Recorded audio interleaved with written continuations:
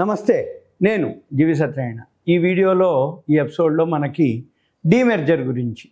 Demerger అంటే విడిపోవటం. ఒక company నుంచి వాళ్ళ ఏవైతే సబ్సిడరీస్ ఉంటాయో అవి మొట్టమొదట ఇన్కార్పొరేట్ అవుతాయి. తర్వాత ఆ సబ్సిడరీస్ కంపెనీకి వీళ్ళు ఫండింగ్ చేస్తారు. తర్వాత ఈ కంపెనీలోకి మెర్జ్ చేసుకుంటారు. తర్వాత డీమెర్జ్ చేస్తారు, అంటే విడగొడతారు.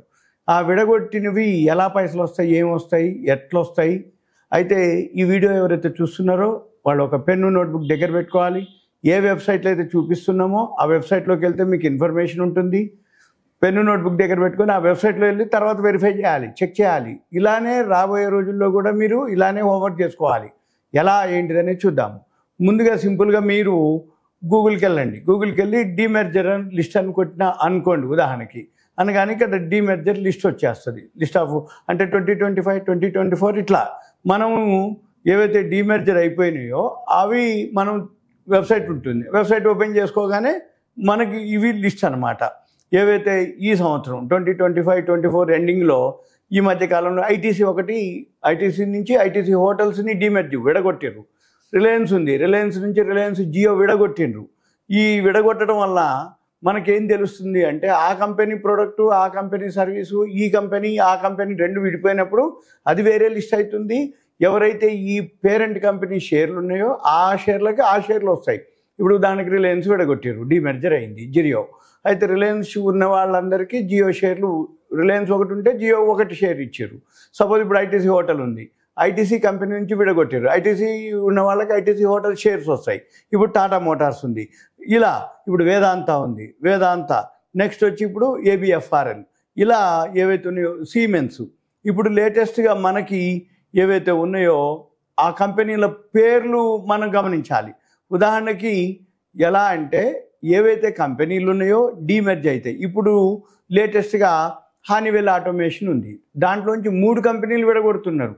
ఎప్పుడైతే డీమెర్జర్ అవుతుందో అప్పుడు ఏమవుతుంది, ఆ 3 కంపెనీలు సంపాదించేది 3 షేర్లు మనకి ఇస్తారు అన్నట్టు. అంటే అప్రోరేటాలు అవన్నీ ఏవైతే ఉన్నాయో ఆ కంపెనీ వాళ్ళు బోర్డు మీటింగ్ పెట్టాలి, రెజల్యూషన్ పాస్ చేయాలి, షేర్ హోల్డర్స్ అప్రూవల్ తీసుకోవాలి. షేర్ హోల్డర్స్ అప్రూవల్ తీసుకున్న తర్వాత ఒక రికార్డ్ డేట్ ఇస్తారు. ఆ రికార్డ్ డేట్ తర్వాత వాళ్ళు ఏం చేస్తారు, ఆ రికార్డ్ డేట్లో ఎవరెవరైతే ఉంటారో వాళ్ళకి ఆ షేర్లు కూడా వస్తాయి.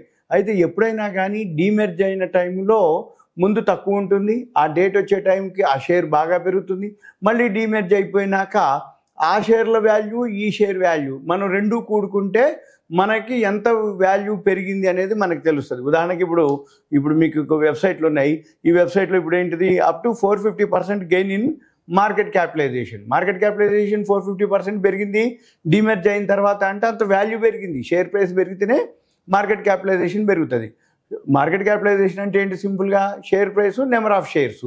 మనకి ఇప్పుడు హానివెల్ ఆటోమేషన్ రేపు రెడీగా ఉంది. అంటే ఇప్పుడుకి ఐటీసీ హోటల్ ఆల్రెడీ డీమెర్జ్ అయిపోయింది, రిలయన్స్ డీమెర్జ్ అయిపోయింది. ఈ హానివెల్ ఆటోమేషన్ ఏదైతే డీమెర్జ్ అవుతుందో మనం ఏం చేయాలి, అది డీమెర్జ్ అయిన తర్వాత ఎన్ని కంపెనీలు డీమెర్జ్ అవుతుంది, ఎన్ని షేర్లు మనకు వస్తాయి, ఆ షేర్లన్నీ కూడా తర్వాత మనము ఆ వాల్యూ ఈ వాల్యూ కనుక వేసుకుంటే మనకి టోటల్ వాల్యూ వస్తుందన్నమాట. ఇప్పుడు ఉదాహరణకి ఇవన్నీ కూడా అంటే మీకు ఇక్కడ ఒక పెద్ద లిస్ట్ ఉంది. ఉదాహరణకి ఎడల్వైస్ ఫైనాన్షియల్ ఉంది, అది డీమెర్జ్ అయింది నువామా వెల్త్ నుంచి. డీమెర్జ్ అయింది జూన్ 23లో. మార్కెట్ క్యాపిటలైజేషన్ అప్పుడు ఎంత ఉంది, డీమెర్జర్ టైంలో 6,281 కోట్లు ఉంది. ఇప్పుడు ఎంత ఉంది, 34,579 కోట్లు అయింది. 450.5% రిటర్న్స్ వచ్చినాయి అనమాట. నిఫ్టీ రిటర్న్స్ ఎంత వచ్చింది, నిఫ్టీ పెరిగితే 34.9. కానీ డీమెర్జ్ అయిన తర్వాత ఏదైతే కంపెనీ వచ్చిందో అది 450.5% వచ్చింది. అట్లా షిప్పింగ్ కార్పొరేషన్ జరిగింది, అది 250%. ఇప్పుడు టీవీఎస్ హోల్డింగ్స్ వచ్చి 211.4%. NIIT NIIT 70%. Forbes and company అది 55.2%. జిహెచ్సిఎల్ 48%. రేమాండ్ వచ్చింది 35.3%. లేటెస్ట్గా అనమాట, ఈ మధ్యకాలంలో జరిగింది రేమాండ్. బోరోసిల్ 30%. రిలయన్స్ ఇండస్ట్రీస్ మనం ఇప్పుడు ఇంతకుముందు అనుకున్నాం, రిలయన్స్లోంచి రిలయన్స్ జియో అయిపోయిన తర్వాత కూడా అది 24% రిటర్న్స్. బజాజ్ ఎలక్ట్రికల్స్ ఇది 14%. ఇట్లా ఇప్పుడు ఈ ఏవేవైతే కంపెనీలు డీమెర్జ్ అవుతాయో ఈ డీమెర్జ్ అయినటువంటి కంపెనీలు బెనిఫిట్ అనమాట. ఆ టైంలో పెరుగుతుంది, మళ్ళీ డీమెర్జ్ అయిపోయినాక షేర్ ప్రైస్ తగ్గుద్ది. కానీ మనం చూడవలసింది ఏంటిది, డీమెర్జ్ అయిన ఏ కంపెనీ షేర్ వాల్యూ ఎంత ఉంది, డీమెర్జ్ ఏ కంపెనీలోంచి డీమెర్జ్ అయింది, ఆ రెండు ఏదైతే ఉదాహరణకి ఇప్పుడు రిలయన్సే ఉంది, రిలయన్స్ జియో రెండు కూడుకోవాలి మనం. అంటే ఒకటికి ఒకటి ఇచ్చిండు, రిలయన్స్ షేర్ ఒకటి ఉన్న వాళ్ళకి జియో షేర్ ఒకటి ఇచ్చాడు. అప్పుడేంది Reliance share value, Jio share value రెండు కూడితే ఎంత ఉంది? మనం కొన్న దానికంటే ఎక్కువ ఉందా తక్కువ ఉందా, మార్కెట్ క్యాపిటలైజేషన్ ఎక్కువైందా, రెండు అనమాట.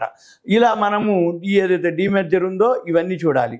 ఇంకా ఒకటి ఏంటిదంటే ఏవైతే డీమెర్జర్ అవుతాయో అవి వాల్యూ ఉన్నటువంటివే డీమెర్జర్ అవుతాయి. ఎక్కువ శాతం ఎప్పుడు చేయవు డీమెర్జర్లు, ఎప్పుడో ఒకసారి ఏదో ఒక కంపెనీ డీమెర్జర్ చేస్తాయి. ఈ డీమెర్జర్ కంటే ముందు మెర్జర్ అవుతాయి. మెర్జర్ అనేది ఇంకో వీడియోలో మీకు ఎక్స్ప్లెయిన్ చేయడం జరుగుతుంది.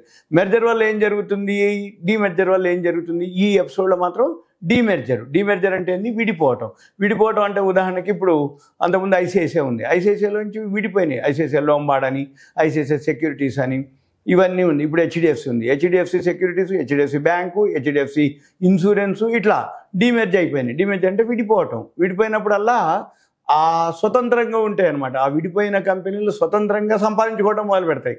కానీ ఈ విడిపోయిన ఏవైతే డీమెర్జ్ అయినాయో, ఎవరైతే పేరెంట్ కంపెనీ ఉందో ఆ పేరెంట్ కంపెనీ ఉన్న వాళ్ళకి ఆ షేర్లు వస్తాయి. అంతే తప్ప డీమెర్జ్ మనకు కావాలంటే ఇప్పుడు సపోజ్ ఉదాహరణకి జియో ఉంది, ఐటీసీ హోటల్ ఉంది, అది డీమెర్జ్ అయిన తర్వాత సెకండరీ మార్కెట్లో కొనుక్కోవటమే తప్ప మనకి రావటం అంటూ ఉండాలి అంటే, మనకు కావాలి అనుకుంటే ఐటీసీ కొనుక్కున్న వాళ్ళకి ఐటీసీ హోటల్స్ షేర్లు వచ్చినాయి, రిలయన్స్ కొనుక్కున్న వాళ్ళకి రిలయన్స్ జియో షేర్లు వచ్చినాయి. ఇప్పుడు లేటెస్ట్ అంటే హానివెల్ ఆటోమేషన్ ఒకటి ఉంది, హోనాట్ అంటారు, అది రెడీగా ఉంది ఇప్పుడు.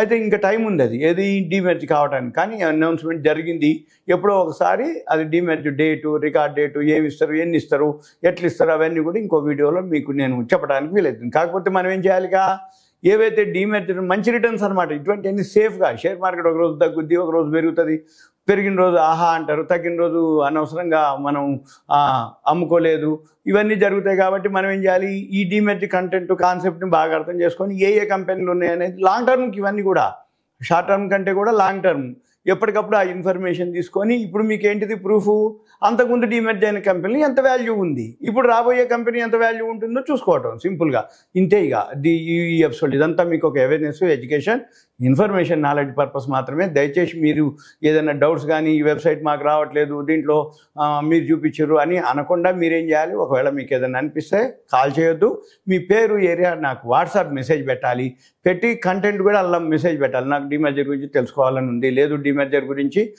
డెప్త్గా ఇన్ఫర్మేషన్ కావాలి, డెప్త్గా దాని గురించి కావాలి అనుకున్నప్పుడు ఒక మెసేజ్ పెడితే నేను వీలు చూసుకొని మీకు రిప్లై ఇవ్వడానికి వీలవుతుంది. ఓకే, థ్యాంక్ యూ, సెలవు.